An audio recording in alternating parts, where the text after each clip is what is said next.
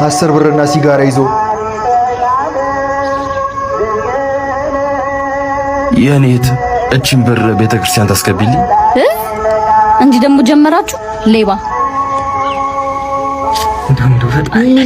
አሁን እንደዚህ ይባላል?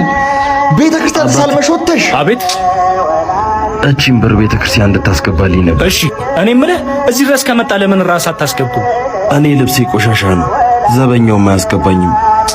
ደሞ ጥፋቴ ብዙ ነው።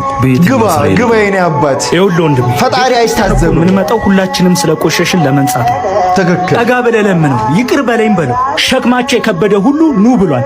ሂድና ሸክምን አራግፍ። ግን እኮ እኔ ሁሌ ነው ስህተት የምሰራው። ጴጥሮስ ሁለተኛ እድል ስለተሰጠው ነው ጻድቅ የሆነው። ሂድና ጠጋ በል፣ አትፍራ፣ ለምነው፣ ይቅር በለኝ በለው። ግባ። እሱ ይወዳል። ጎሽ እንኳን ጣልከው። ና በል ወንድሜ፣ ና አብረን እንግባ። ወይኔ አንተ ምን አይነት ልብ የሚያሳርፍ ፊልም!